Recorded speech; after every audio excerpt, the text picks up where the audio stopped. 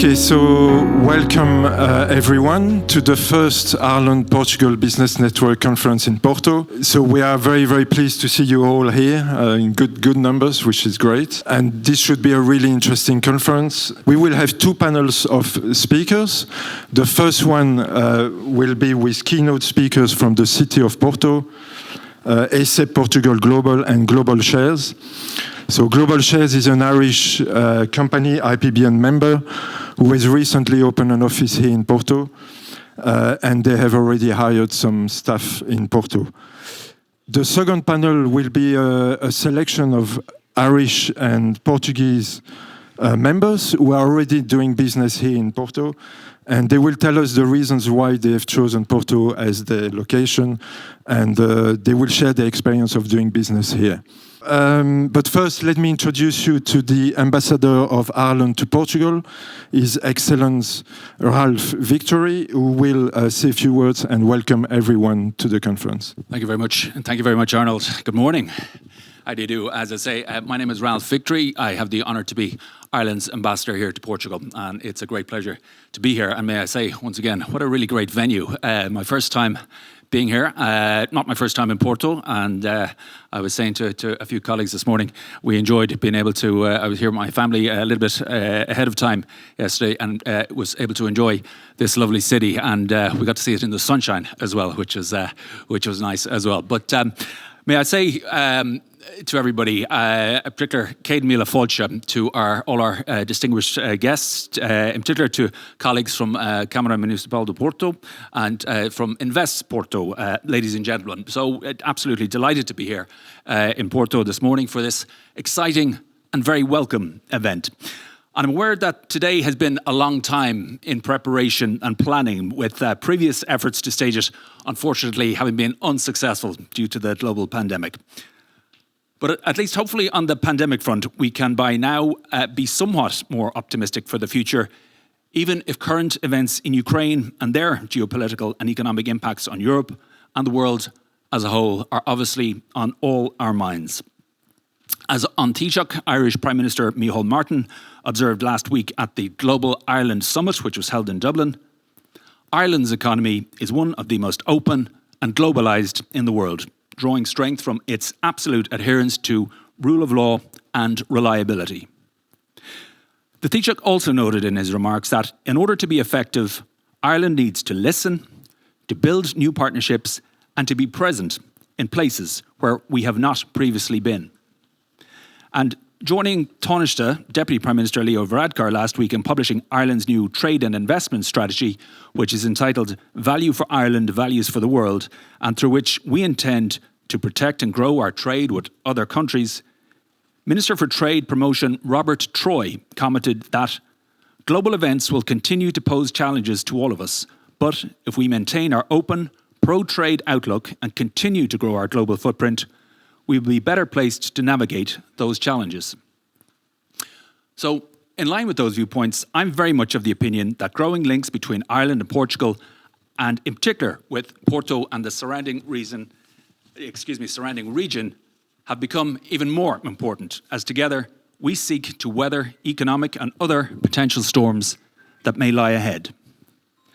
And today's conference is also timely from the perspective that it follows the recent election of Jeffrey Graham as chairperson of the Ireland-Portugal Business Network. Congratulations once again, Jeffrey, and very best wishes in your new role.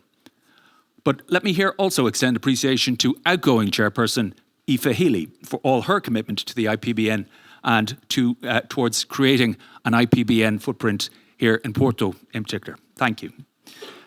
And can I say, I didn't get a chance to say hello beforehand, but is Aisling Reardon here from Global Shares? Hi Aisling, good morning to you. And thank you very much for your support towards helping today's conference to happen.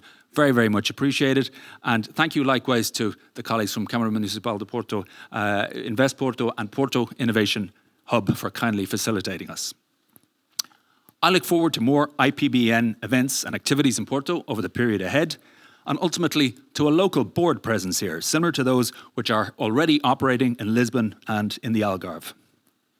And finally, just to place today's event in a little bit more context, I'm especially delighted that having just launched, as I mentioned, the Ireland's new trade and investment strategy, Minister Robert Troy will be joining us in Portugal next week to lead a trade mission organised by our colleagues in Enterprise Ireland, the Irish state agency who lead for us on export promotion matters. Minister Troy's programme while he's here will include an Embassy and Business Network and Enterprise Ireland hosted seminar on Ireland-Portugal trade relations. That will take place on the morning of Friday 29th of April in Lisbon, and I hope that as many IPBN members as possible will be able to join us for that. And while on this occasion the Minister's programme will be focused mainly on Lisbon, I think events such as today's conference here in Porto mean that hopefully another future trade mission, perhaps here in Porto, may prove possible to arrange in the very near future. In the meantime, I wish you all a very successful conference, and I look forward to learning about the outcome of your exchanges. Thank you very much. Thank you very much, Ambassador. So now may I call Jeffrey Graham, so Chair of the IPBN, who will tell us in more details what the network is about and what we do and our objectives here in the region. So Jeffrey is Senior Partner at Edge International Lawyers and recently elected Chair. Thank you very much, Arnold. And thank you very much, Ambassador, as well, for the excellent introduction, and to everyone here for actually attending this Ireland-Portugal Business Network launch in Porto. Now, I have to confess that I do feel slightly an imposter here because I know this event, I'm newly elected, just about 2 weeks into the role, but I know that this event has been largely organised by my predecessor, Aoife Healy, sitting here in the front row, who's actually going to moderate one of the panels. So it's been made rather easy for me, I have to say, to step into a sort of pre-packaged event, which is our lunch here in Porto. So very much looking forward to this being the first of a number of events in Porto. I feel that there are a lot of synergies between the network and the type of work which InvestPorto, the Camera, is doing, which the Innovation Hub is doing as well within the city. And I feel that we can work very well together, as Ambassador has said, actually looking to expand our presence here in a similar way to we have the presence in both Lisbon and the Algarve. So just a little bit about the IPBN. It was launched in 2016. It was kind of a relaunch, actually, but I think because originally it had been founded in 2007.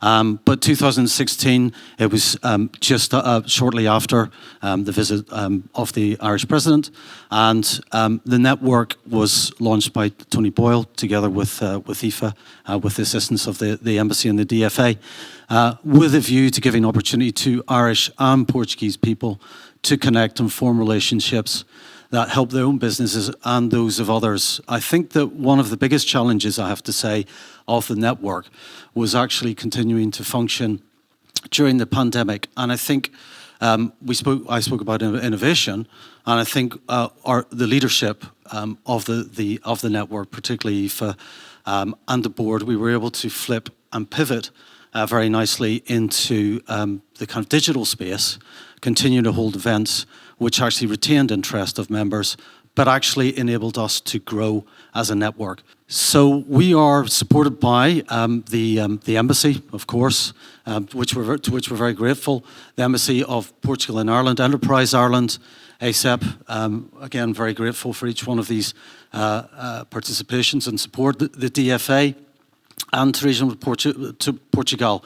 Important point is we do receive financial support from the DFA under the Immigrant Support Programme, and that's something which one of my objectives will be as a chair of the network to increase our sustainability as a network, and Porto and the growth of Porto is a very important component to achieving and increasing that sustainability.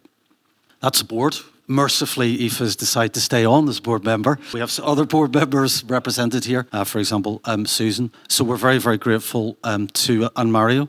So we're very grateful to the board for their continuing support during my chairmanship. Can't forget about Arnold and Ellis, really the machine behind the network and in terms of the organisation of the events and our profile, our online presence, our ability to reach and have the reach, increase our reach in the way that we do, really is largely down to them. So I'm very grateful for all their work, and also in putting Arnold in particular, the work he's put together in making this event happen. As Ambassador has said, the third time of asking. But so what does the network do? Presentations by business leaders. There you see Michael O'Leary, needs no introduction, an important stakeholder as well, Ryanair, within the Porto airport. We have this sufficient profile to attract speakers such as Michael O'Leary to our events, to share their views and engage our members. Also through conference events, the annual Sustainability Conference and Working and Living in Portugal conferences, which are two of our flagship events. One of my objectives will be to increase those flagship events so that we can have possibly 4 conferences in the calendar, whereby effectively they will be events which will look to profile, maybe one of those focused here in Porto. And I have to say, actually, about the Sustainability Conference, the last conference was particularly dynamic, particularly great energy, both in the room with the speakers, with the moderators, and with the participants. And I have a strong feeling that, obviously, one of the main objectives of the network is to increase trade between Portugal and Ireland. And I actually think that really achieved that objective. I feel that there were partnerships which were created in that room on that day, which will move forward into actually solidifying into increased trade. Then we have focused networking events. Here we have an example of the Enterprise Ireland Ultra Speed networking event. Again, always looking to be innovative, looking to move towards a new space, looking to be current and engage our members. We've had some great testimonials from members in terms of how they feel about the network, what they feel the network has done for their businesses. And some of the nicest testimonials have come from businesses which have appreciated our support during the pandemic, when businesses really did, particularly SMEs, really did need that support. Then member meet member events. Don't know who that guy is in the middle, but we are very much looking for members to introduce themselves and be given an opportunity to introduce themselves to other members. Sometimes networks and chambers of commerce can maybe overlook a little bit about the fact that the members themselves can network with each other and again increase trade, form partnerships, do business together, and even have a reliable source of reference in order to build the structure that they need in order to whether launch or grow their businesses in Portugal. Then we have, of course, the conversations with political leaders, with Pascal O'Donoghue, Minister for Finance and President of the Eurogroup, Finance Ministers, with the ambassadors there. That was another great event, a huge profile for us. As ambassadors mentioned, we're having another ministerial visit next week, which the IPBN will participate in. So really, it's also a great insight into sort of political thinking and exposure to that arena. Then we have, obviously, the website. Now, no network would be complete without a dynamic website. I can say with great confidence that it is a dynamic website with exactly all the information, a lot of information that you want to find about our events, about the members, profiles of whether it be as the committee or individual members themselves. So there's a great benefit through membership of actually having exposure on that website. Then the webinars and masterclasses, this is a great initiative, effectively, and one which maybe we were a little bit surprised at how much interest it generated. Effectively, once again, I've talked only really about increasing and growing business relationships. It's also about sharing knowledge.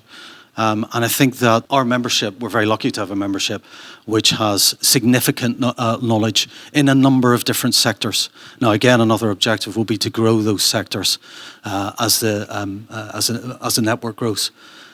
So another great opportunity for members to get involved and actually profile what they do.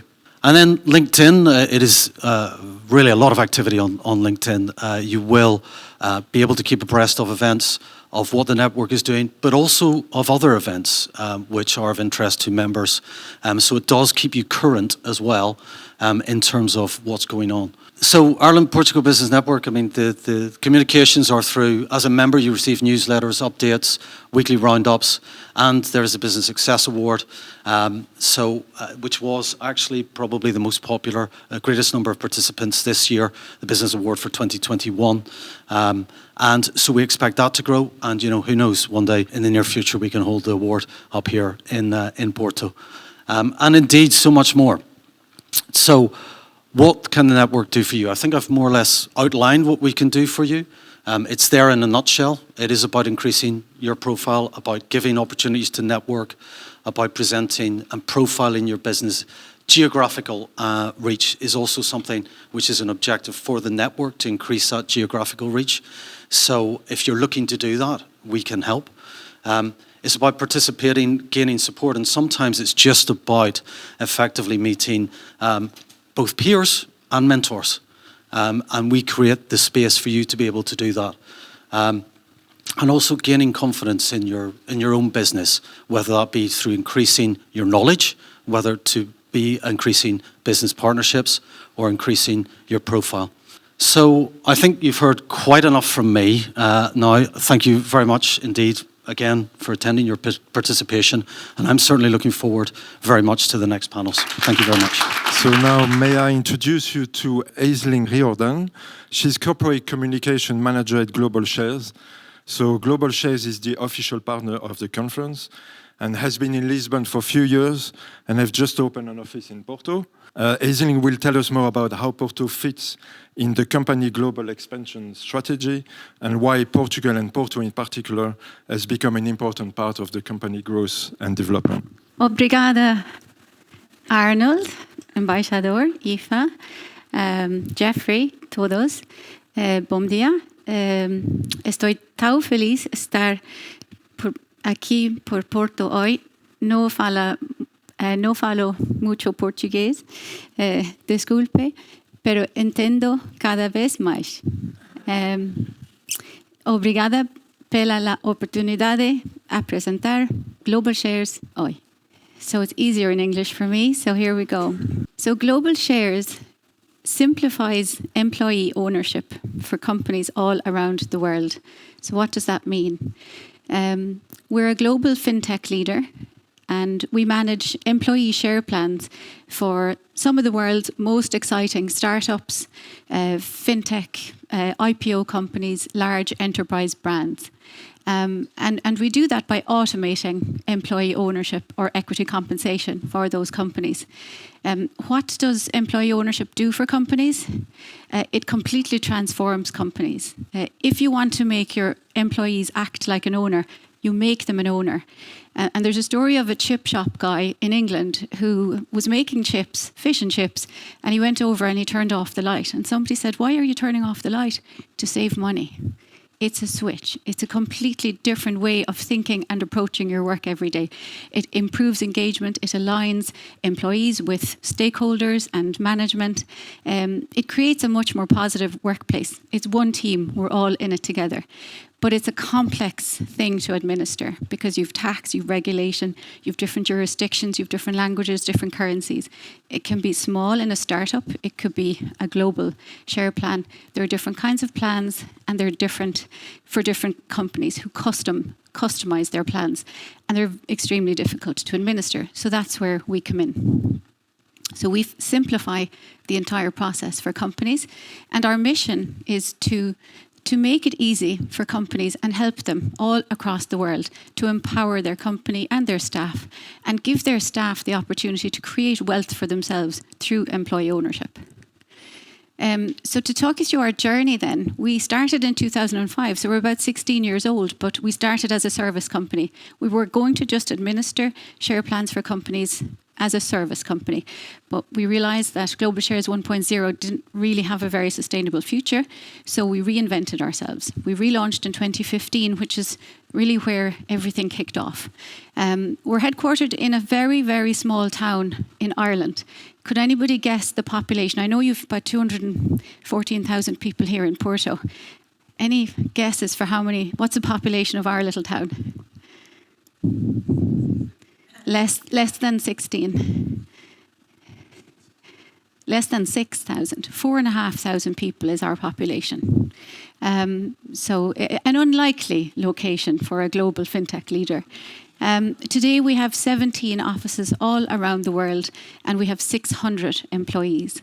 We are regulated. So when we relaunched, we relaunched as a regulated company, in a MiFID company in 2015, and in the US as a FINRA regulated company in 2020. So from 2015, when we relaunched from nothing, from that standing start, last year we processed 1.8 billion in payments to employees across the world. So there's huge wealth at stake here. In terms of clients, we actually don't have a huge amount of clients compared to competitors, but this is where we're gaining ground very quickly. We have about 500 clients, corporate clients, and they include the world's largest private company and the world's largest public company. So we can cater for public and private. And during the lockdown, we launched a growth platform for startup companies. So there's about 100 companies using our growth platform now. Both are growing at an astronomical pace. We work with about 50 corporate partners. There's about 650,000 employees around the world using Global Shares software in 100 different countries. So you can imagine it has to have all the different currencies, all the different languages. And the model is export geared fully. We don't have a huge culture of employee ownership in Ireland yet. We've been trying to change that, but it takes time. So 98% of our revenue is export generated, and we're looking to grow our sales, our team by 24% this year to keep up with the pace of the growth of the company. So if you look at this slide, this was the challenge that was set to Global Shares. So we were to become a global leader in the employee ownership fintech space and build the first of its kind global technology platform, compete with the multi-billion-dollar financial services giants over in New York City and the other financial hubs, create an entrepreneurial team, a positive work culture, develop a global brand to fly our flag around the world, build a multi-million dollar pipeline, and do all that from that little town in Clonakilty in West Cork. So no big ask whatsoever. And that was by Tim, our CEO, and he always challenges us to think bigger. So we pivoted from a service company to a global fintech leader. All of our growth has been organic, and it has been a roller coaster. So you can see there, we've got offices in all of these locations around the world. They're based on our strategy to focus on the 4 largest economies, which would be Japan, China, Europe, and North America. We also have offices in the Middle East. Each office has a different blend of functions. Some of them are sales offices, some are operations, some are client management. In Portugal, it's primarily IT, technology, as well as our multilingual customer support desk. And you can't sell a platform without your people. So our business is very much people-centric. We're a great place to work, accredited company. We've got 600 staff now, about 45 different nationalities.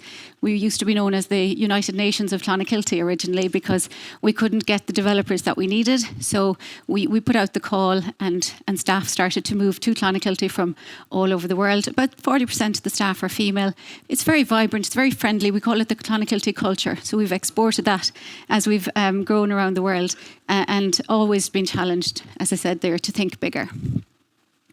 And you still probably don't really know what Global Shares does, and it can be difficult when people aren't in the business of employee ownership to fully understand. But it's taking away death by spreadsheet and trying to manage an employee share plan to automating it fully. So we support companies to roll out their employee share plan. We automate it for them. We provide financial reporting, global compliance, all the trading of the shares. We can do the brokerage. We can do financial reporting. We can do FX, all of those. It's a one-stop equity shop, essentially, for companies. Equity compensation is our 100% focus. It's our passion. And we work with all of the major stock exchanges around the world. And now our Portugal story. So we've got a long history of connections with Portugal. It would have been back in 2012 when we decided to launch the global platform that some Portuguese developers responded to our call and they moved to Ireland. And we all got on very well. There were developers from the Philippines, from India, from Spain, England, America. But somehow the connection, the rapport between the Portuguese and the Irish really stood out. And those guys brought their friends over. And over those couple of years, they helped us to build and launch our platform. And at a certain stage, people want to move home. So we opened a little satellite office in Lisbon, and it was very successful. And from there, we made the decision to build a strategic IT hub in Lisbon, a beautiful state-of-the-art office in downtown Lisbon. And that's where we connected for the first time with Aoife and all the team here in the IPBN. They did an amazing job at very short notice to help us to launch that office. We had about 20 staff at the time. We said we would hire 30, create 30 new high-skill jobs. That office now has 70 in it. It's too small, and we're going to expand. But we also know that there's a huge fintech economy here in Porto, and we have staff from the north working for us. So we looked at a couple of other locations in Portugal where we could open: Braga, Coimbra, Porto. Porto was chosen because you've got your university, you've got your fintech scene, you've got that lovely work-life balance. That works very well for us in Ireland, and we knew that that would work well for us here. And you've got that good population, much more than 4,500. So we're now looking to expand our IT team. We need 80 more staff. We cannot keep up with the demand for this software. It's very specialized. There's only 3 companies in the world who can do it, and we're leading the way by a mile. And the more we grow, the more software we need. So exciting times ahead, and we're delighted to work so closely with the Portuguese team. In addition to those 80 IT roles, we're looking to hire 200 high-skilled roles right across the world in 2022. On the back of that office launch in 2019, we applied for the Business Success Award, and we were absolutely thrilled in January 2020 when we won the Ireland-Portugal Business Success Award. So we're photographed there with the ambassador and Luis from our Lisbon office and Aoife. And that really was the very first award that we won on the strength of what we had done. And after that award, there has been many, many awards. Last year we won the Ireland Technology Company of the Year, and Ireland has a really thriving fintech scene. So that was the Oscars for us. That was an extraordinary night. And I suppose you would imagine that you couldn't top that, but we did. About 3 weeks ago, we announced that we're joining forces with the largest bank in the world, JP Morgan. So we're going to become part of the JP Morgan family. They're the world's largest bank. They don't have this offering, so they will continue to let Global Shares grow and thrive in Clonakilty, in Porto, in Lisbon, and in all those locations. So we're really excited about what the future holds. So that's it. We do have a new office in Porto. I'm not going to put a limit to how many IT roles we'll fill. If you can fill all 80 of them, we'd be delighted. As many as possible. We have a couple of members of our team from Porto here today. I think it's the first time they've ever met because we're still all working remotely. Certainly it's my first time meeting them. It's my first time in Porto. And I'm looking forward to coming back many times again. So that's it. Thank you very much. Thank you. Great. Thank you very much, Aisling. So now may I welcome to the podium Rui Monteiro. Is the Director of the Economy Department for the City of Porto, who will present us the city and how the city is open to business and investment. We'll then have a discussion with the rest of the panel about doing business and investing in Porto. Okay. Bom dia. Good morning. Welcome to Porto, bem-vindos ao Porto. I will not speak at the same time into the language, don't worry. First, I would like to say welcome to the Ambassador Ralph Victory in the name of the Municipality of Porto, and also Jeffrey Graham of IPBN. We were talking a little bit earlier about taking 2 years to come to this day, but I think you arrive at the right time. So we spent some struggles not only in Porto but worldwide regarding the pandemic, and what we have seen now is that we have a very resilient city, and this is a proof of our resilience, and we are very glad for being here with you and hoping to stretch this to engage with more relations with IPBN and Ireland investors.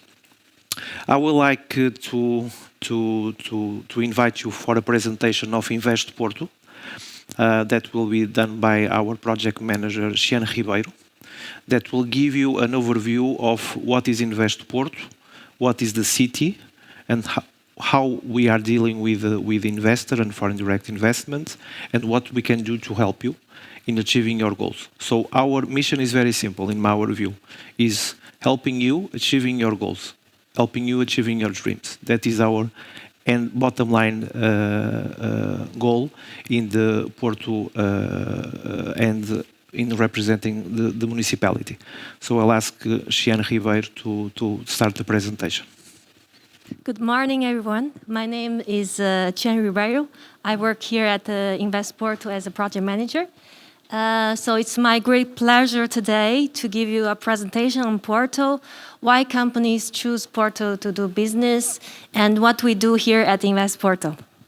We are InvestPorto. We are part of the City Hall of Porto, and we work to promote Porto as a competitive, innovative, and talented city. And we also try to win investments that add value, with highly qualified jobs here to the city. And we also support companies in all the business journey, including setup, but also not only setup, but also expansion. We have three main areas of services. First area is investment attraction and facilitation. So in this area, we have different kinds of services. For example, to give you information on the local ecosystem, including incentives, labor costs, talent availability, etc. And we also help companies or investors with site and premise search. We also can give you some support in terms of all the licenses and the permits of the municipality. We give different introductions to the stakeholders in the city as well. After your setup, we can also help you with aftercare services. So this is basically a further support, including different events and networking initiatives. We have also a new area, which is talent, attraction, and management. So this is a very important topic nowadays for companies. We have a platform called Porto for Talent, which is basically a platform where you can post your job offers to attract talent here in Porto, and also to give you information on the soft landing here in Porto. What we have supported, we are we have a lot of projects from international companies, a tremendous growth in the recent years, especially. In terms of origins, we have companies from mainly Europe, including France, Germany, also from the UK, the US, and Israel. So we have seen the resilience of Porto even during the pandemic years. We have seen a huge growth in the number of jobs created by foreign companies here in Porto. So we have, in order to nurture this growth, we have launched a new program, which is the Leading Investors Program. This is basically to give personalized support for the most important investors here in the city. As I mentioned before, we have a strategy which is Porto for Talent. This is now an integrated strategy including different components. For example, the Talent Observatory, which is to monitor the demand and supply and see where the gaps are. We have also other skills academies and Porto Not, so it's a branding strategy to help soft landing here in Porto. It's worth also mentioning different awards in recent years. So we are now considered actually the third best city, mid-sized city in Europe in terms of FDI strategy by FDI Intelligence. So you can see here we have grown from the 8th place to the 3rd place in just a few years. Why Porto? Basically for different reasons. not only because of talent, also the innovation ecosystem, very vibrant. We also have a state-of-the-art infrastructure, as well as a scalable city and sustainable development, and last but not least, quality of life. So you can see from this slide that we are the economic center of the whole northern region of Portugal, including also a part of the central region of Portugal. And in terms of location, it's very good and convenient for companies, especially for nearshore operations, due to the time difference, the time zone difference, as well as the location. Very convenient access. Have flights here just 3 hours on average from major European cities. Not only we have good accessibility, but also we have historical links with Portuguese-speaking countries all over the world, including in Africa and also in Latin America. So we are very competitive in terms of costs. You have here very attractive office costs as well as labor costs. Infrastructure for ICT companies is very relevant in terms of broadband coverage and the communications technology. Some examples here in this slide from international companies, including, for example, Natixis, which is a French investment bank. It has a very large IT center here in Porto, and they have, due to the success of this center, they have now expanded to other areas, including finance, legal. So it's a very good example. Also, Critical TechWorks, which is a joint venture between BMW and Critical Software, a local Portuguese company. They are developing the next generation car technology here in Porto. And also other companies from IT, health, different areas.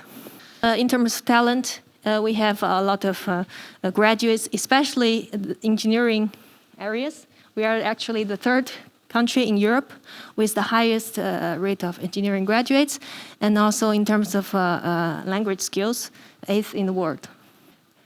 Now, when it comes to universities, we have one of the best universities here in the country, which is the University of Porto. It's very strong in information management, civil engineering, and also pharmacology and mechanical engineering.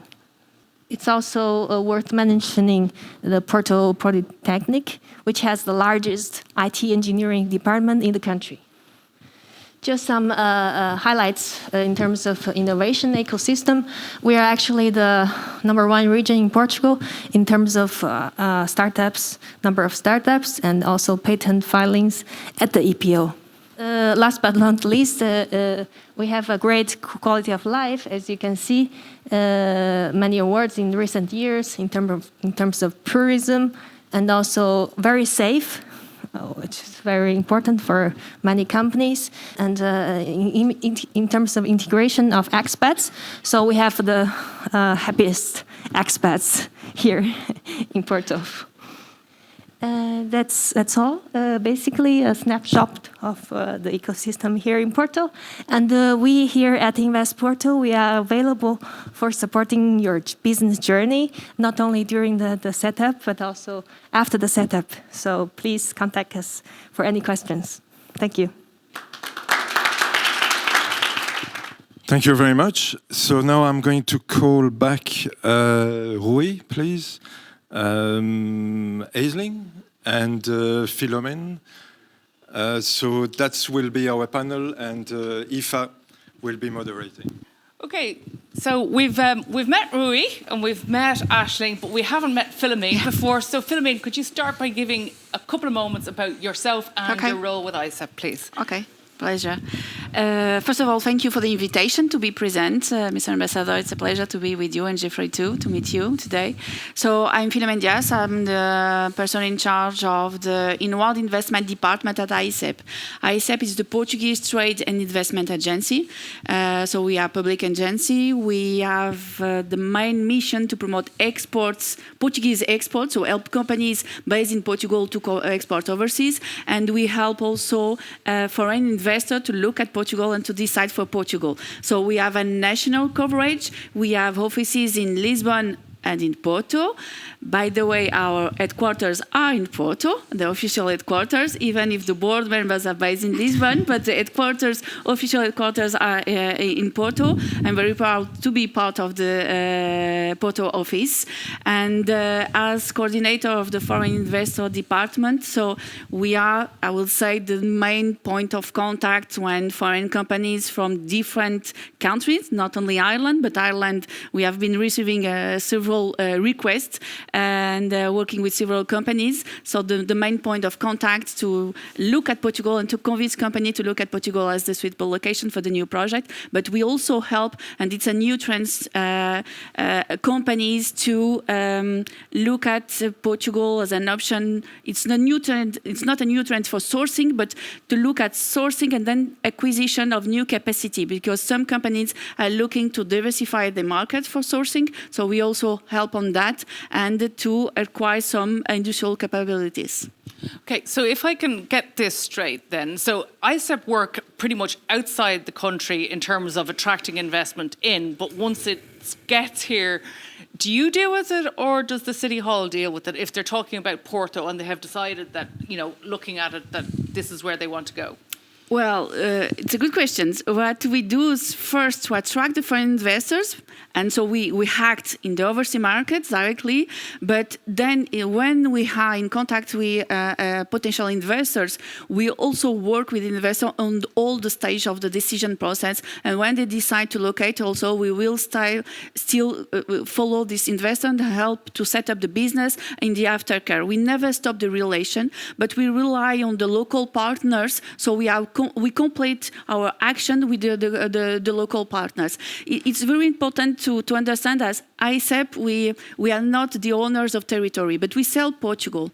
And the owners of territories is the mayor, so it's the local authorities. So to be successful in our approach and our strategy, we need to rely on the support of the local authorities and the local players. So we work with the investors during all the journey as InvestPorto, but we are in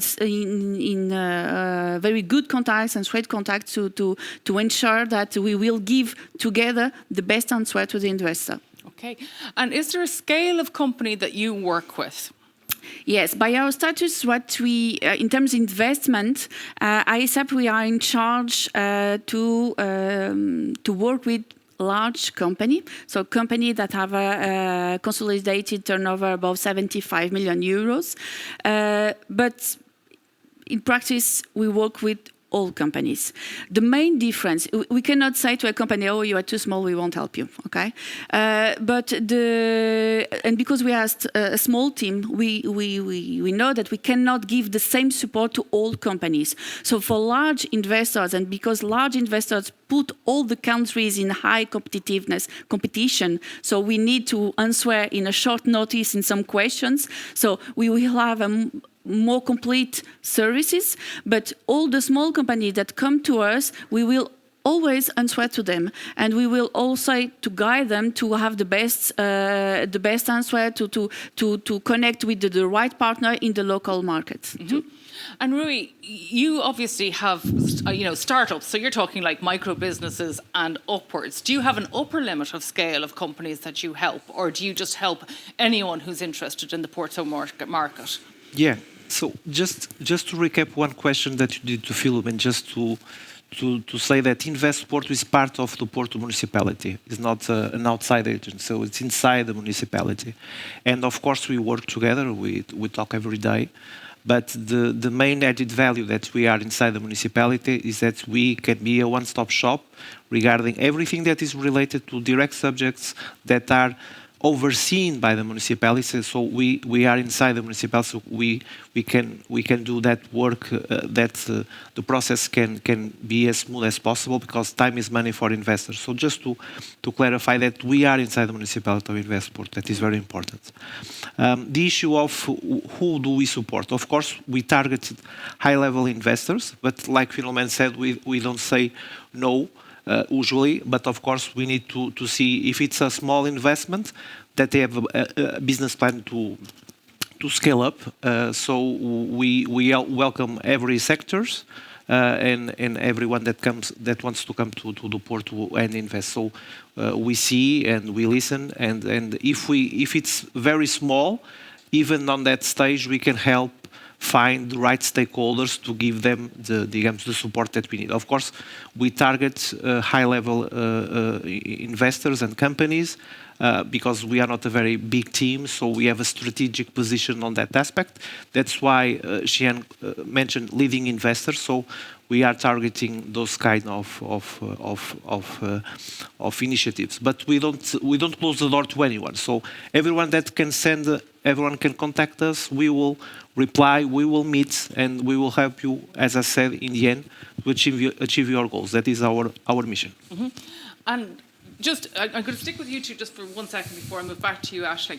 So in terms of actual practical supports, what do you say to people when they're approaching you? What do they need to have if they're going to go into either of you to say, I need support, I'm thinking of doing 100 people in an office in Porto, we need 50 in IT, we need 20 in administration, we need 6 in finance. Do you put them in touch with other people? Do you outsource what they do? Or do you keep some of it in-house and put the rest of it out? So we'll start with you, I suppose, Philomena. Okay. Yeah. When the companies approach us, the first stage is to provide useful information to look at the market. So when they are targeting Porto and the Porto region, so we provide information about the pool of talent regarding the areas they are looking for, the competition to know that we already have international company with operation in Portugal. So all this kind of information that is important to build the business case. And then the company usually then we used to go in the short list of options of location. And the company will ask, well, now I want to connect with HR company, with international company that are already located there to exchange experiences and to see some option of offices to have a real idea of the cost to establish there. So then we organize a site visit program. During the pandemic, it was virtual site visit, and now it's fortunately again on-site visits. So we organize visits and meetings with HR company, with lawyers, with the real estate company, with universities. It's very important to connect with local university, then they can have this exchange of what kind of training formation that we are giving at our university, what are the plan and the strategy, and because the first source of talent is the young students. So it's important to have this feedback.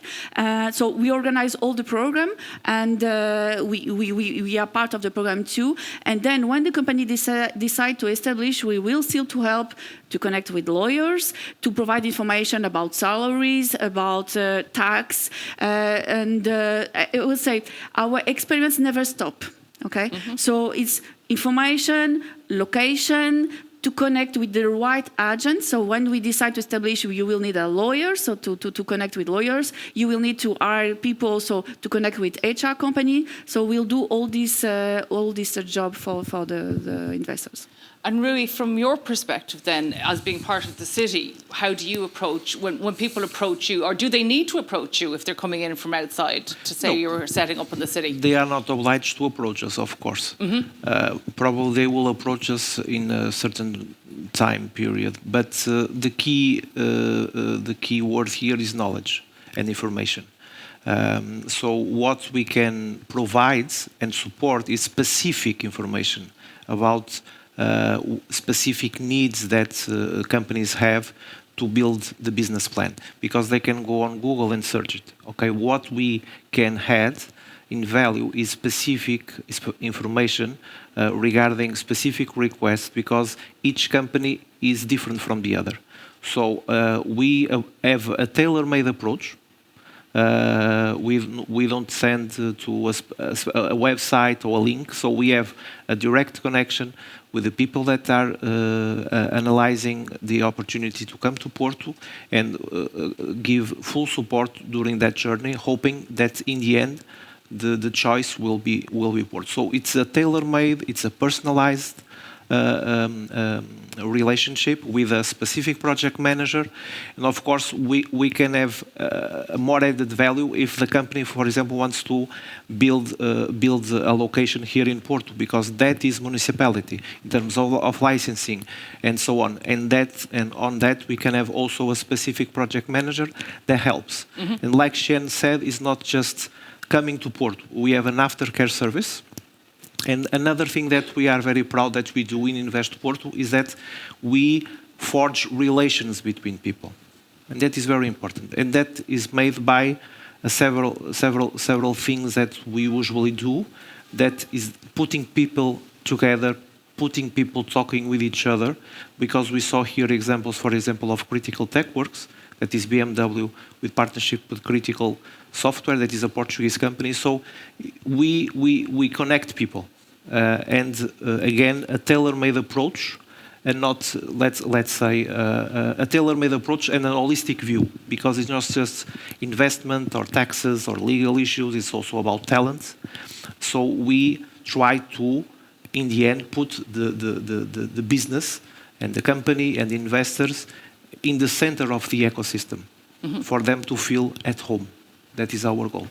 And as you know, if a company started, and Ashling's company would be a perfect case in point. They have a small office here, and now they want to expand by 80 people. Should Ashling go back to you and say, look, we've got this small office, well, now we need something, we need bigger help? What kind of ongoing relationship and supports would you give to companies doing what Ashling's company is doing? We have a lot of those requests. Most of the time, companies come here with a small office, a small level of operations, and then they scale up. So we provide that services. And for example, in terms of location, they can say, we have 50 people, we want to grow to 200 people in the next 2 years, and we give support. We will ask, what is your demand in terms of location, office space, technical conditions, whatever, and we will do this. And this, I think, is important also. We don't charge services because we are inside the municipality of Porto, so we are a public entity, and we do this with the companies, and we do this a lot. So we work with companies for several years, and we love see them growing with us, because they come here for the first time with a meeting. One day, then they come with a larger team of consultants to try to study in more depth the issues of legal, taxes, and so on. And then they started to work, and then they start to expand. And for us, it's a joy to see that. And I think our greatest business card, it's examples of the companies that are here. So I usually say, I can have a great presentation, but why not to talk with someone that is already here? Because this is our greatest business card, is asking a company from Ireland or other places, what do you feel of working in Porto? This is our main business card to come in to invest in Porto. So, Aisling, turning to you, I mean, we've heard the top-level view. You know, your experience from the ground up of building the businesses in Porto. How much did you need to rely on the expertise of ICEP or the City Council in getting established, or did you bother, or you know, what approach did Global Shares take? We've always done it through our own team, so from Clonakilty to Lisbon, and then from Lisbon to bigger Lisbon, and then with the team that we had already in Porto. And we found the location space. So to my knowledge, I don't think that we connected, but we certainly are connected now. And I think it'll be interesting from now on, because we couldn't come over with the pandemic. None of our staff have been able to go to the office, even though we've been paying for office space in Porto in uptake this time. So I suppose today is a day for starting that. But I know that our head of HR, Stephen Tabb, would have been involved and in charge of all of that, and would have done the analysis between the different locations. And it is complicated going into a new market and getting the lawyers and setting up, your tax system for your employees. And once you've done it and it works, and like we've done it in 11 different countries, it's a lot of work. And if you find a country where it works and you can replicate and stay in the country, we've done that in the US. We've 2 offices. We have Jersey City and Nashville. We've done it. We're just doing it in Leeds now. We have Leeds and London. And here, if you find something that works, you build on that. Mm-hmm. And staying with you, Aisling, what was really attractive about Porto for given how much you're planning to expand here now? Yeah, it ticks all the boxes. I think for me, the greatest impression for me is this thriving, proactive scene. It's very innovative. It's the work has been done many years ago to put all of these systems in place for the city to thrive. I think that for me is huge. We do look for locations with the good work-life balance, because it's easier to have happier employees in places where they can be happy living. It's huge, and we are very much people-centric. But the graduate element is huge, and that's why we're located beside the university. So we need a feed of graduates who can come up and who want to come into a company like ours and grow. And they can join in Porto, but they can end up in Lisbon or Hong Kong. So we have people from Ireland moving to Lisbon. We have people from, Barcelona moving to Ireland. So there's a huge opportunity to grow and move across the company and move into different departments as well. Well, it seems like there's quite a few students here for you to get your hands on. Philomene, I'd like to address something that I know ICEP are involved in, but will be definitely of interest to Rui too, is the idea that you have companies that are suppliers into Ireland. Can you tell us a little bit about ICEP's export role for Portuguese companies? And we'll follow up then with companies in Porto itself, which is obviously the industrial hub of Portugal, our experiences of trying to go towards Ireland. Mm-hmm. Can you tell us a little bit about the export role? Yes, for sure. So as I mentioned at the beginning, so we help foreign investors to invest in Portugal, but also a Portuguese company, national, not Portuguese, it can be a foreign company, but based in Portugal, to export overseas. So we have our commercial team that work, they are key account manager of company based in Portugal, and we help our company to export by providing information about markets, by connecting them to buyers of companies that they are targeting in some sectors in different markets. And we have also our office overseas, so we are an office in Dublin, and we help locally the local companies, so Irish company, to identify potential suppliers from Portugal. And what we have seen, and it's a result of the pandemic, is recently some company that used to buy European companies that used to buy in markets, more distant markets, that now are looking for suppliers in Portugal, in Europe and in Portugal, and more than a normal relation, suppliers is what they call a strategic partnership, industrial partnership. And from Ireland also we have seen also these trends to see companies that do not have their own industrial capabilities and asking the help to ICEP to identify companies that are interesting to be sold, and then they can buy one existing company and to expand this company and to have their own industrial capabilities. It's a way to secure their production and they have a more larger control on the production. So ICEP, we help on that. So we help the company based in Portugal to export overseas, so to connect to potential clients, but we help also the foreign companies to buy in Portugal. So regarding the products or the services that they are looking for, to find the right partner in Portugal for a simple buyer relation or also for an acquisition. And Rui, a lot of what we hear anecdotally, and I will say it's like anecdotally, is that, Irish companies, when they look towards Porto, it's for staff, it's for talent.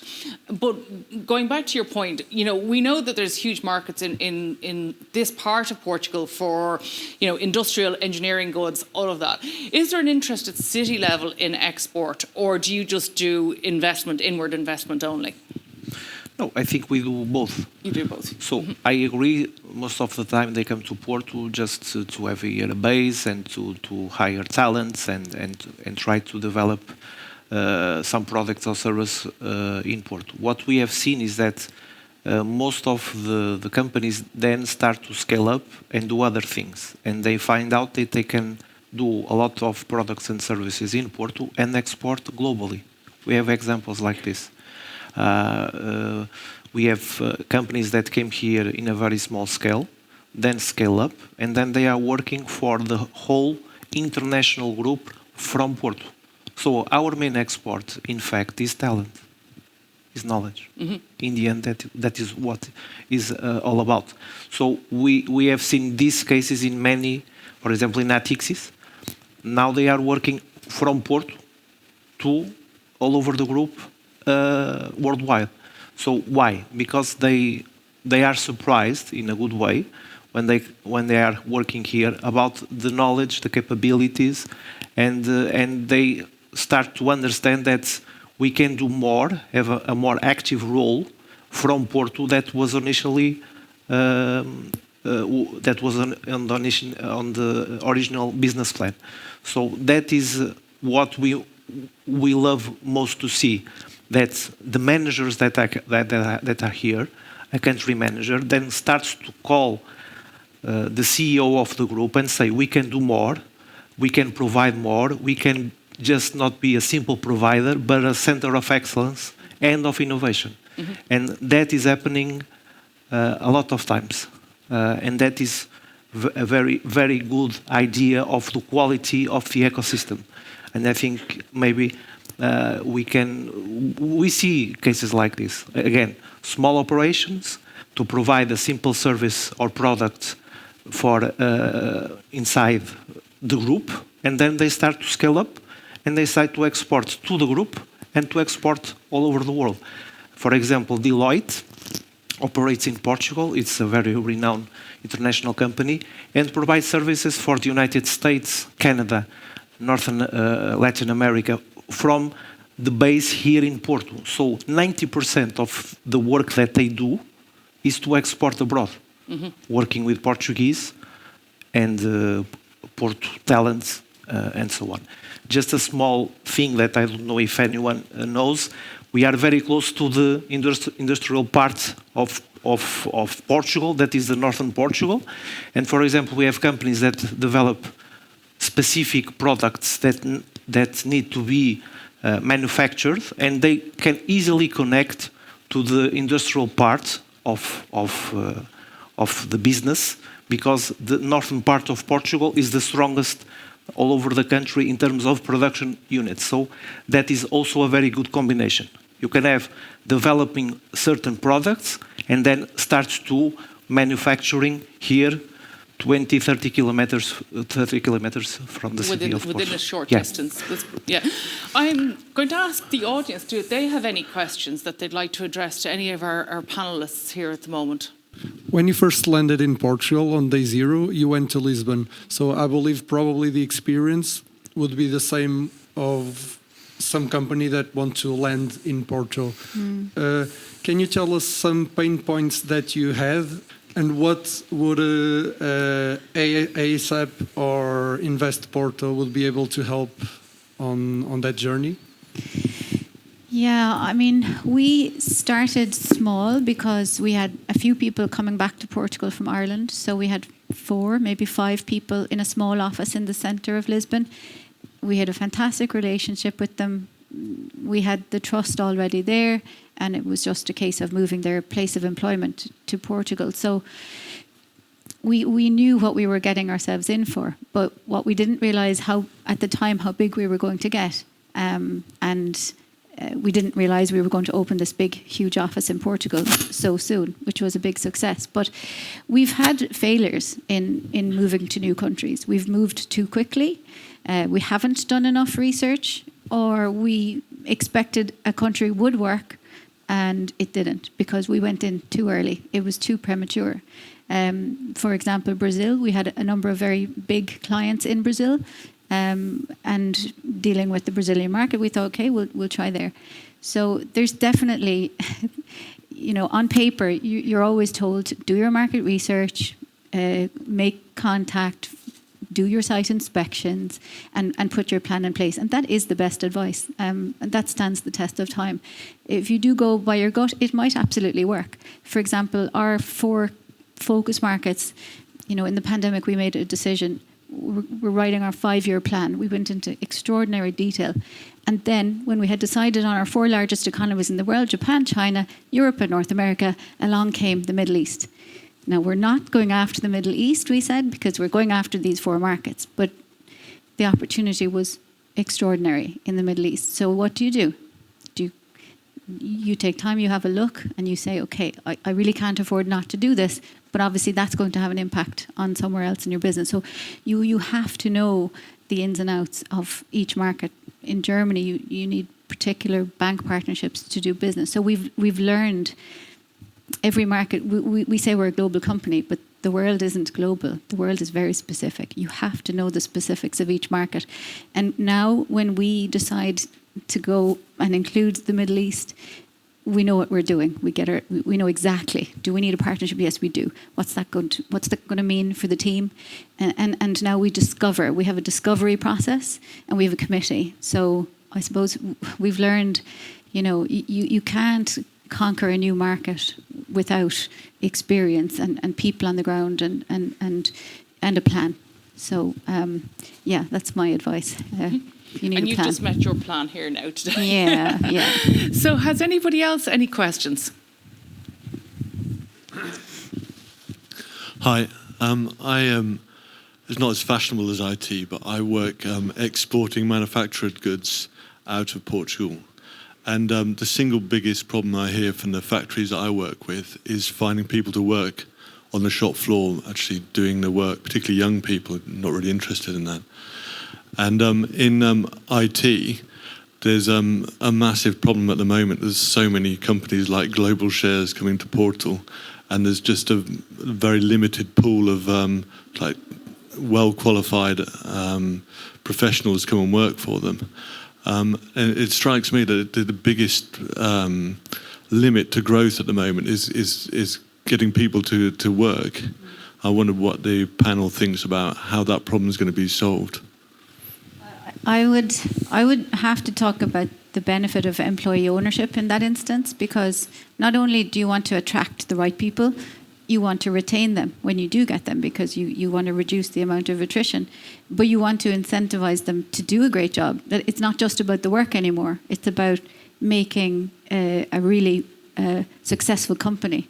So it doesn't matter, employee ownership doesn't matter what business you're in. It's industry agnostic. Our clients are manufacturing, their transport, their print media, their fintech, their insurance, their IT. It's every industry.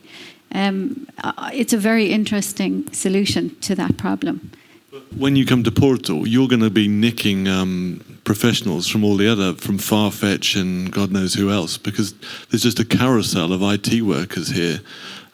So, I mean, it strikes me that that's a problem that the Porto investment people have to solve. They're going to attract Global Shares and someone else to come here, and there just aren't enough IT professionals to service all these companies. I mean, perhaps with you'll be able to attract the best because you can pay more or whatever, but there's just not enough professionals to go around. Yeah, I think we go to locations where there's a carousel of graduates coming through, and we can onboard those and give them a very exciting future. But it's not that long ago since I joined, when there was 50 staff in Global Shares and we couldn't find any professionals who'd want to come and work in Global Shares who nobody ever heard about. So you've got to build your global brand, and you've got to become a great place to work, whether you're officially accredited or not. You've got to have you've got to have a compelling reason to come and work for your company, and it has to be real. It has to be tangible. Like, we go to great lengths to make Global Shares a great place to work and to connect. Yeah, I'll maybe pass over. So, Rui, I mean, going back to that point, I mean, there is a huge university population in this area, and Porto is well recognised for its talent. Do you think that there is a talent squeeze on, or is it just a little bottleneck at the moment and it's going to expand again shortly?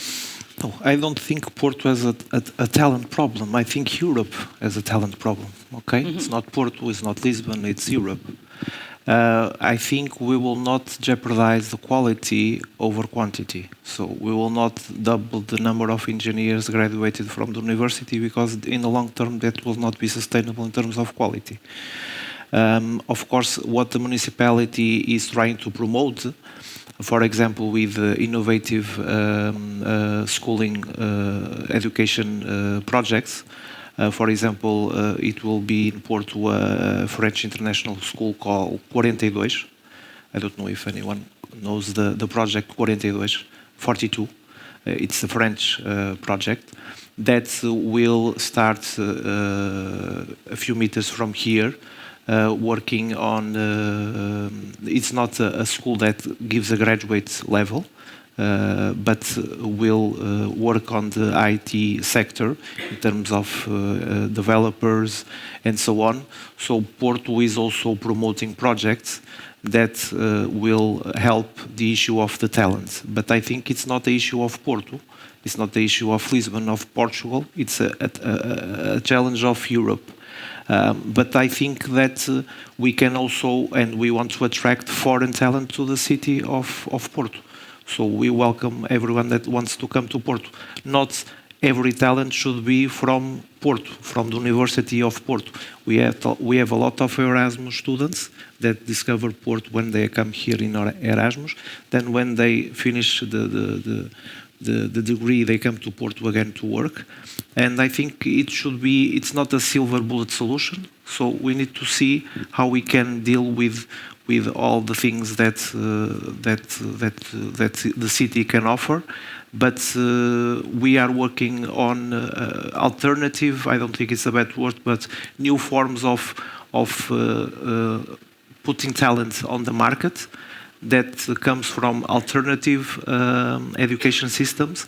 And this case is an international case that is very successful, 42 project, that can provide to the market some level of expertise that don't need to be a graduate student to be a good employer. And the reason is for that, for example, we have one of the biggest banks in Portugal is a primary partnership with this project of 42 that is in Lisbon already for maybe 2 years from now, with a lot of success. So we are also, as a municipality, promoting this kind of talent that is more that has more elasticity, that we don't need to wait 3 years or 5 years to have a graduate that can go to the market. And I think it's important for us to share these examples also. Okay, great. Arnold, I think we've run out of time, haven't we? So I would like to thank my panellists, Philomene, Aisling and Rui. It's been extremely informative. I hope that you all heard something and that something struck a chord with you. I think from the sounds of it, Porto is a very interesting city. Aisling, I wish you all the best. And Rui and Philomene, I hope that we can continue to develop the Portuguese-Irish relationship in terms of knowledge, talent transfer and exporting mutually. Yeah, for sure. Thank you. Thank you. Thank you.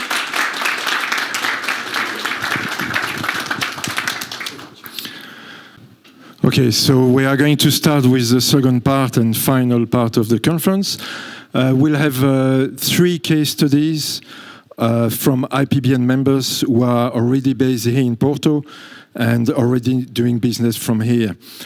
Each one will have 10-15 minutes to present themselves, their business, and the reasons why they have chosen Porto as a location for their business, and then we will take questions from the audience. John Paul is a general manager of Music Maker and co-founder of Irish food tech startup Farmony. And John Paul has recently moved to Portugal. Okay, thank you. So I'm John Paul. I've been living in Porto 18 months, nearly 18 months now. My partner Katie got a job for Farfetch in November 2020.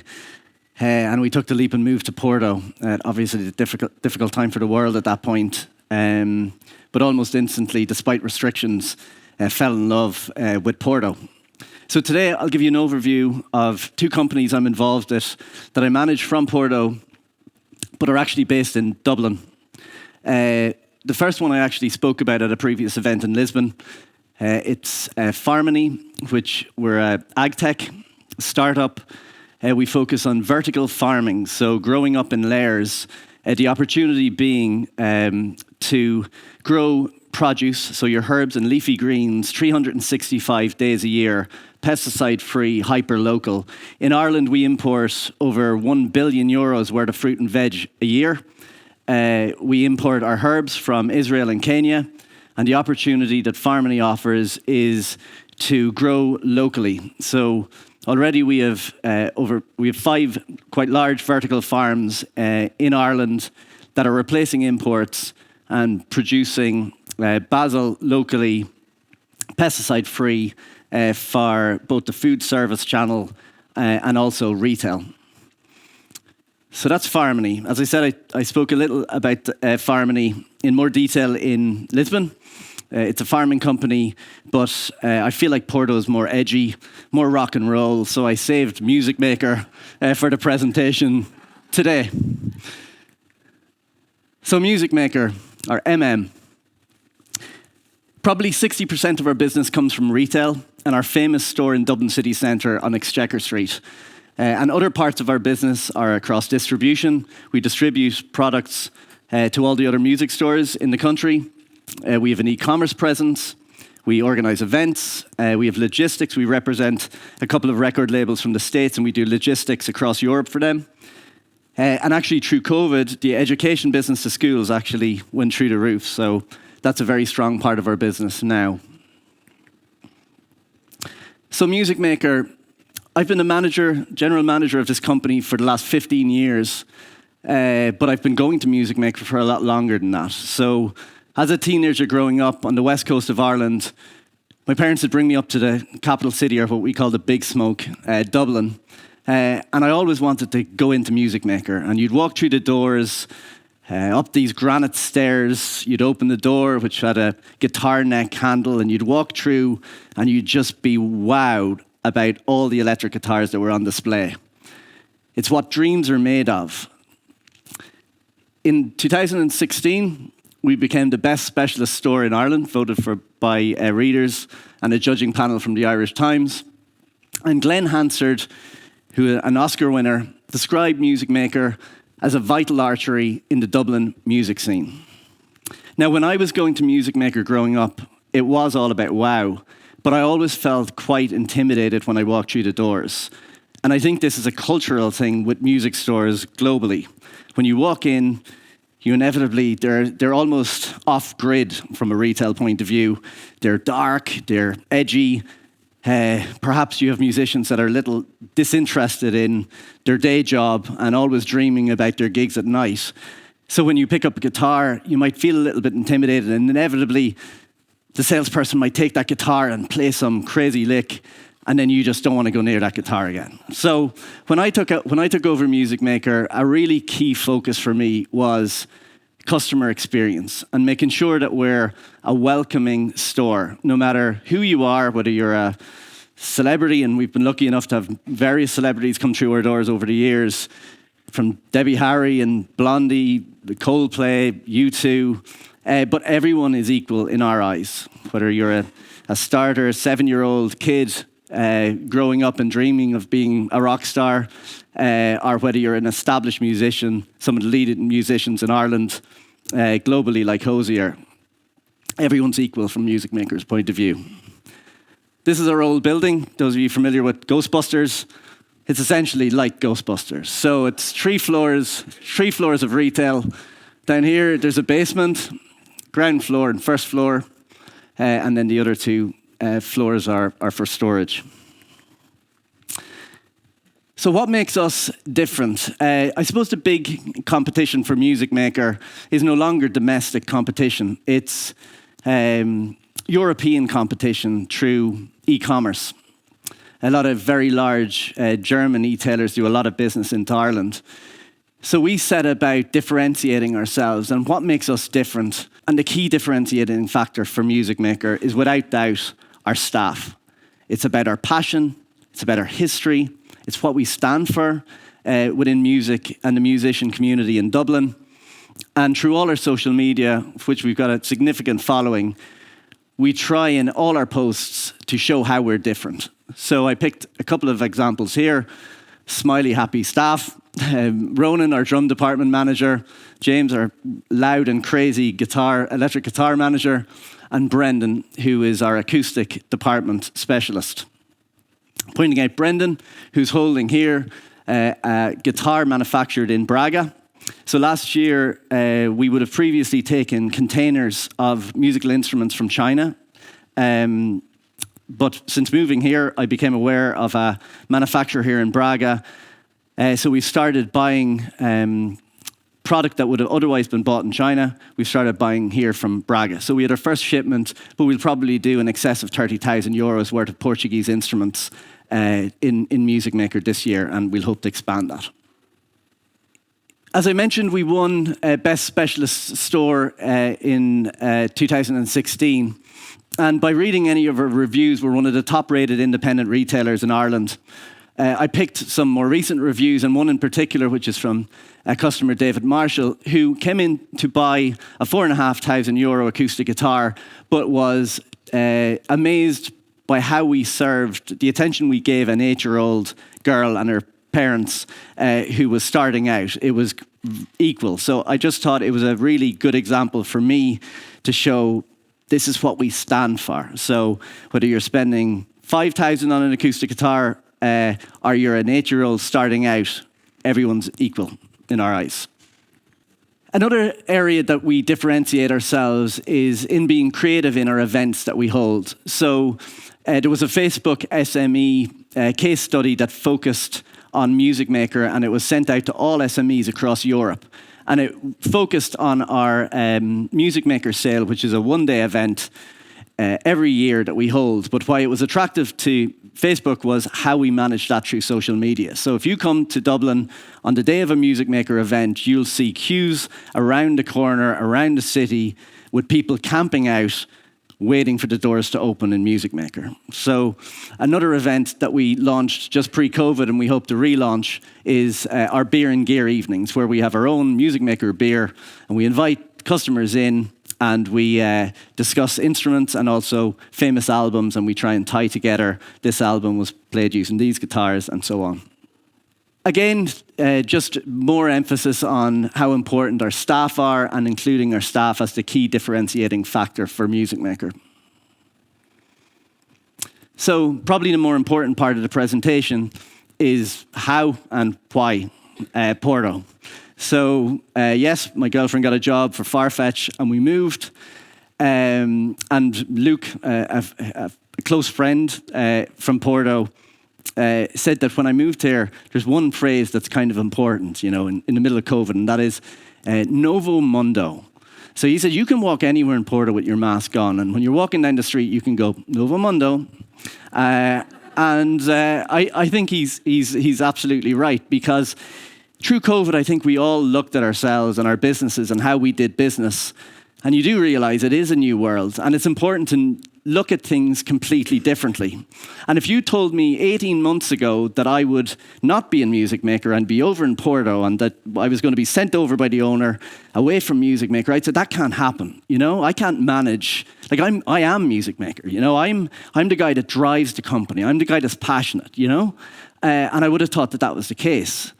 But I think if you talk to other general managers of retail stores, they'd say, no, you can't take me out of the retail store. I'm too important, you know?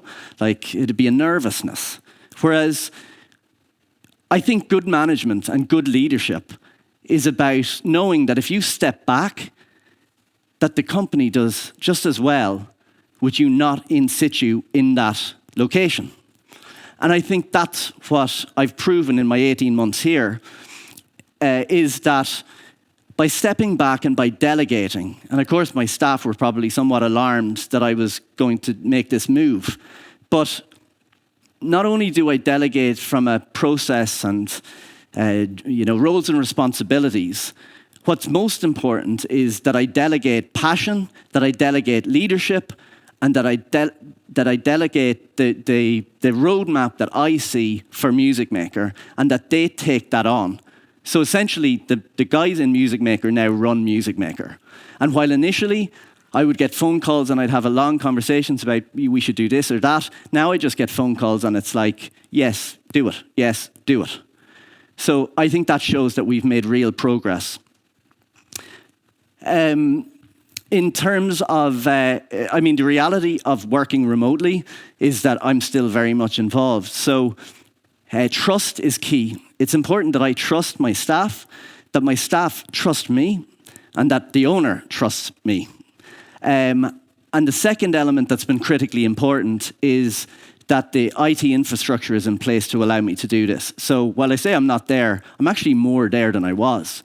I can see on a live, I've got live reporting, cloud-based, in terms of every sale, every item sold. I know the margin. I sit in my desk around the corner from here, and I can see live cameras of the shop. We've got a WhatsApp group at work, and anything I see that I'm not entirely pleased with, I just drop into WhatsApp, we explain it, and we move on. So my time in Porto has been incredible. This is an amazing city. In Dublin, I was commuting 1 hour a day, 2 hours a day, 1 hour to Music Maker, 1 hour back. And I've taken that time back. So it works out at about 40 hours per week that I now have. And I gave myself a commitment that if I had 40 hours extra a week, I'm going to do something productive with that. So I tried to exercise more. I tried to, learn more through audiobooks. So as of today, I've run 452 consecutive 5Ks since January 2020. Now, you might be saying you would have expected I'd be a bit skinnier, but that's what Franceschina's and Superbach does, okay? But, so, as I say, it's an amazing city, and some of those runs, 5K takes you all around this amazing city. And one of my favorite runs has been to run from Matosinhos into Foz's 5K, and then from Foz into town is another 5K. So, in one of the first runs, I ran 5K to Foz. I stopped at a coffee and I said, I'll get a coffee. And I took out my card and I was like, I didn't have any cash, so I used a card. And I said to the guy, is it okay if I use card? And he said, it is, but it's a €5 minimum spend. Not entirely surprising. So I said, no problem. I'll have a coffee and I'll have nata. And I gave him my card. And he said, no, that's 110. And I said, okay, no problem. I'll have a coffee and I'll have an oat milk, 50 cent in Dublin. Coffee, oat milk, and a nata, and a bottle of water. And I gave him my card. He said, no, that's 250. So I said, okay, no problem. So I'll have the coffee, I'll have the oat milk, I'll have the water, I'll have a toasted sandwich. And I handed him my card. And he said, well, it's 480. And then it was fine. But I took away all my stuff. And I sat on a seat just there at Foz, and the Atlantic Ocean is crashing against, the waves are crashing, and I'm thinking to myself, my God, 18 months ago, I would have been in a car in rush hour traffic in Dublin, stuck on my way to work. I would have been on a train, stressed out inevitably, and here I am, or possibly listening to a Calm app, the world is all listening to these different mindfulness apps. So I might have been listening to Calm, and I might have been listening to a soundscape of the Atlantic Ocean crashing somewhere against things. I'm going, I have this. It's sunny. I have the Atlantic crashing here in front of me. In this amazing city, I'm going to finish my coffee and I'm going to walk, and I walk along the Douro. I see these amazing bridges. And then I'm going to do my work fresh-headed into my day, really focused. And then at the end of the day, I'm going to watch a Champions League game in Dragao. It is an incredible city. And I was saying to some friends earlier on, Ryanair is flying 6 flights a day, 6 flights a week into Porto. And these tourists are going to be different tourists. These are tourists that have been locked up for 2 years. They're going to have the same insights into their own development and personal development, and they're going to know that they can work remotely. So these people are going to have a completely different view of what would normally be a 3 or 4 day weekend in Porto, and they're going to go, this place is incredible. There's a steward on a Ryanair flight that every time I'm on it, he says that this is the most, welcome to the most incredible city in the world. And you think, come on. But it is.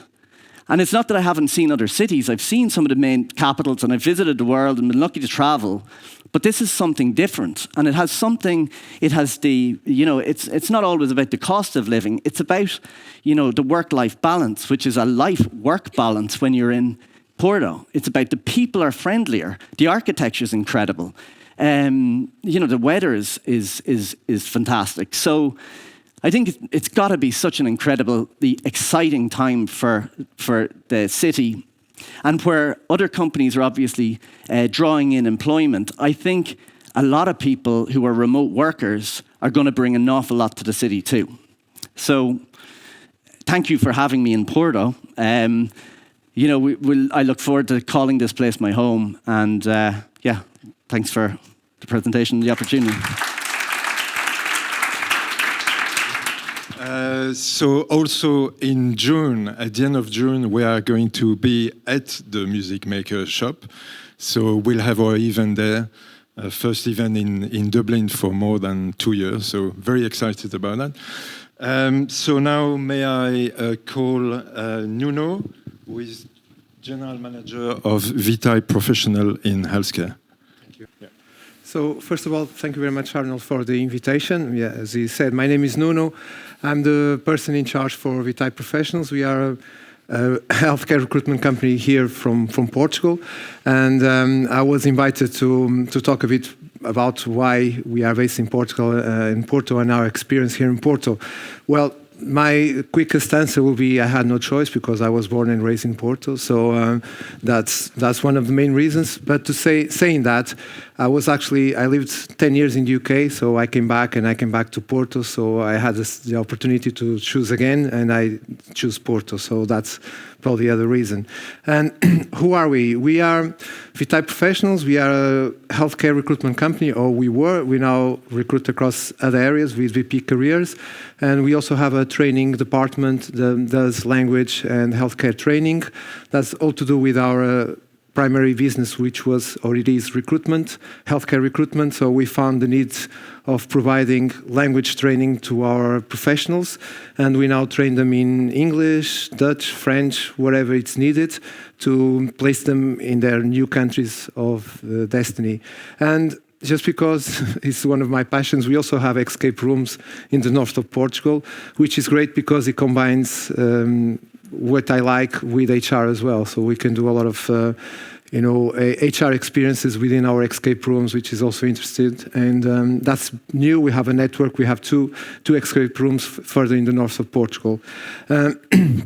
So I'm a nurse by trade, by origin. I worked 10 years in the UK. I came back, and we have recruited from pretty much across Europe into the USA, to the Middle East, to most of the countries in Europe, and UK as well, being our main market. And why have we decided to go to Ireland? The main reason was Brexit. When we found out that the UK was leaving the EU, we were looking at other solutions for our nurses and other healthcare professionals that speak English as a first language. We knew it's still one of our main markets. We have a lot, it hasn't been mentioned, but you probably noticed that already. The Portuguese have a good inclination to speak other languages. English is one of the, which one we are more inclined. So we have a lot of healthcare professionals that have a very good level of English that allows them to work in many English-speaking countries. And as we were foreseeing some difficulties coming with Brexit for the UK, we started looking at other opportunities, other regions. Ireland was probably was the obvious solution, obviously. It does have great links by air and sea. I think you all know of that. Welcoming and friendly people, as we've seen here. The salaries is very attractive, or are very attractive to our professionals.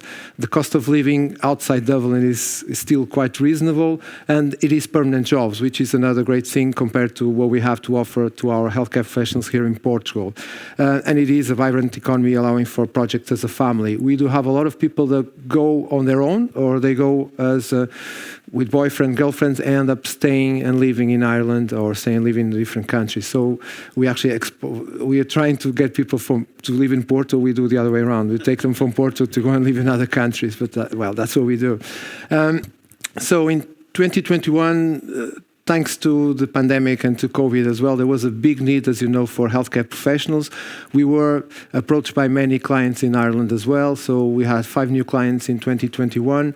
We have more now in 2022. We're going to have a project for midwives in Italy next month. Yeah. 2 months, for a big hospital in Dublin. We do take professionals from all over Europe, so Portugal, Spain, Italy, Croatia, Greece, Romania, and we do place them in countries, or sorry, in cities such as Dublin, Cork, Limerick, where you have your biggest hospitals. It is now our 4th market, but it's growing, and it is replacing the UK in a sense for some of our professionals. So the professionals that used to go to the UK are now going more and more to Ireland to work. So why Porto? As I said, I didn't have much choice, but it is an excellent location. It has great transport links, as you know. One thing it hasn't been mentioned enough here, I think, or I find, is that when we look at Porto, we don't look just at Porto, we look at all the surrounding cities, yes? It is very close, or is very quickly to go to Braga or to go to Viana do Castelo. I live in Esposende, which is 20 minutes away from, well, 20 minutes, I shouldn't say 20 minutes because I'll be speeding, which I don't do. It is probably 35 minutes away from here.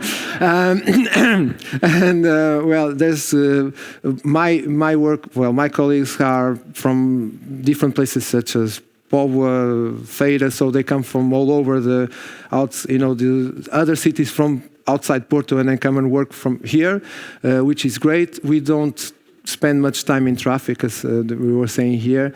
The house prices are accessible if you leave the main city, the center of Porto, but it is still fairly easy to find a good house for you if you go away from Porto a bit.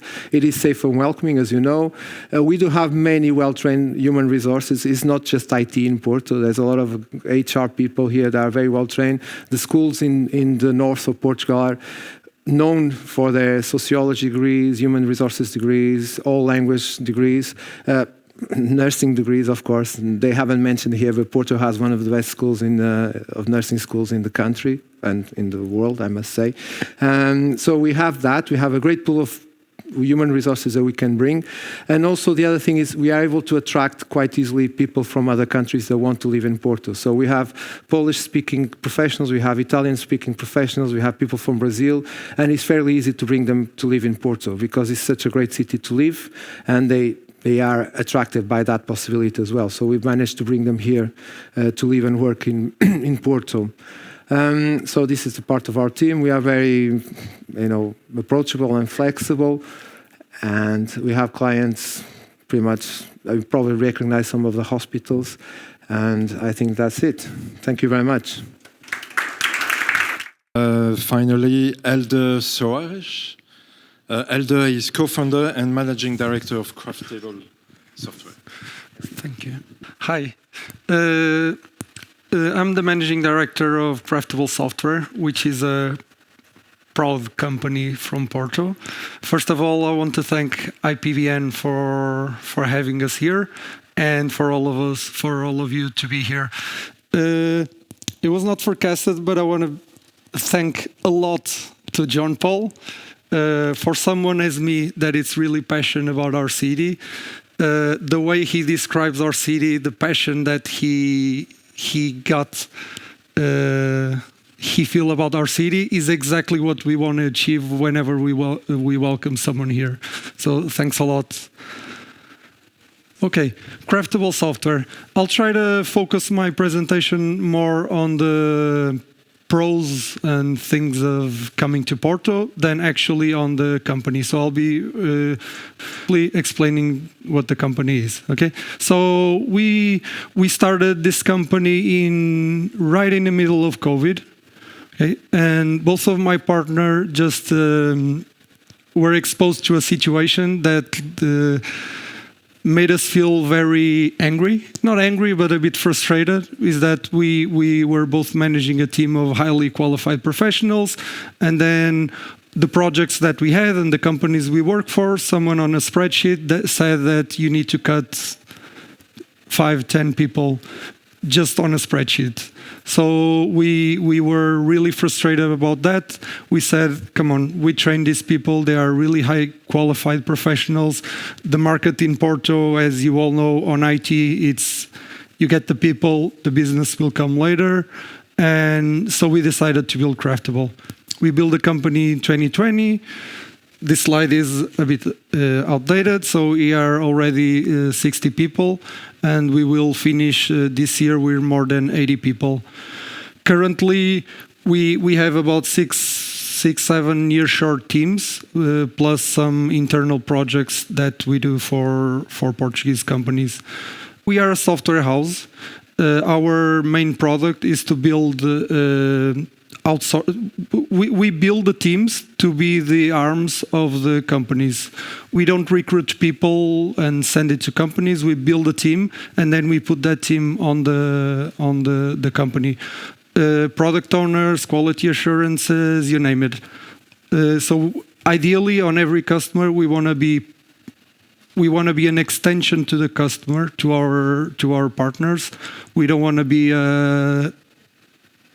like subcontracting company. So why I'm the last one, so I'll probably be repeating most of the things that everyone else said. So Portugal have a big, really good universities, okay? And everyone said that the universities, people have really good degrees, in technical qualifications, but also our universities give us something that there's a Porto word for that, but I won't say here, I will say in private, that give us the ability to, just get something complex, and crack on, get the job done. And this is a mentality not only for Porto, but also from the whole north of Portugal and also from the rest of the country, but mostly from the north of Portugal. It's like, get the job done, and don't turn your face to complex challenges. Okay. Also, English level. I would say not only English level, but we like Spanish, even German. I manage some years ago a call center here in Portugal that was taking calls for Burger King in Germany. So there were people here speaking German and food being delivered in Germany. So I would say English level. He's really good here in not only in Porto, but in the whole country. And also, I'm repeating again, quality of life here. The weather is great, food, all the perks that you need to attract talent and maintain people in Porto, not only IT people, but also if you work on industry, there's a good work-life balance here. Again, something that helps if you are planning to move your company to build a company here, or even if you are personally wanting to come to Porto, is that I think Porto people don't live for the day. Okay, we don't. Whenever I go to talk to you, it's we tend to build a long-lasting relation. And I think it's whenever you start meeting more people from Porto, you'll see that that's actually true. Okay. You'll probably take some time for someone to invite you for dinner, but they'll be friends for the whole life. Food, I believe probably 99% of everyone here had francesinha.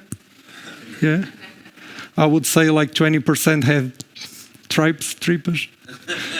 Yeah. So what connects us to Ireland? First, we also have some of these beautiful roads. This is actually a nice road that I've never done it, but I wanna do it. That goes, it's the world, not here in Ireland, it's the world, correct me if I'm wrong, the world's largest coastal road in the world. Okay. So we just put this road here because this is a pleasant road, okay? And we want we feel that if you come to Portugal, we want to make your journey here as pleasant as this road. Okay. So we have the same time zone. That helps a lot. Okay. We have direct flights to Dublin, which we also need to thank an Irish person, Mr. O'Leary, for that. We are all both like honest on what we say. Okay. If we have to say something, we'll say, and we'll be accountable for that. If we want to say something, we don't go on political things and work around not to say it. We'll say it, and then we'll say, okay, if I say it, I'm accountable for that. And this, I'm being a bit vague, but this applies also on the professional life and on a software company. If we have something, if we have a challenge, if we'll do it, we'll be accountable for that and proudly accountable for that, for the good and for the bad. And this is a bit about more about Craftable. Okay, we love extremely complex challenges, and if you bring us something simple, we will not be that happy. And again, this is Craftable, and I'm mixing a bit with the mentality of Porto. Don't bring something simple to someone here. Bring them a challenge that they'll be very like. First of all, they'll probably complain about you. This is too complicated. They'll be all around the world in the first days. But then that's what makes people stay in the companies, okay? And makes them go to the office with a purpose and then with a smile on their face. On all of these points, I will focus on Academy, which we already mentioned here, that the IT market, not only in Porto, like in Portugal and in the whole Europe, is crazy. So in our company, we have an Academy program, and every customer that we have, for every team of 3 to 4 people, we always put a junior for free. Someone that either is a QA, a quality assurance, front-end developer, someone that is junior. So we give them for free to the company. They are being trained, then some of them can enter the IT world, which without this opportunity they would have other, I don't know, they would be doing something else. But let's say we have an Academy program. We do that Academy along with our customers for free. And then we train people to quickly merge the IT world. And it's being very, very successful. And that's it. Welcome to Porto, and really happy to have you here. At the end in a couple of years, if I get to know that one of your companies decided to move here, that'll be the best prize I could get from this meeting, this presentation. So I think we'll conclude this conference.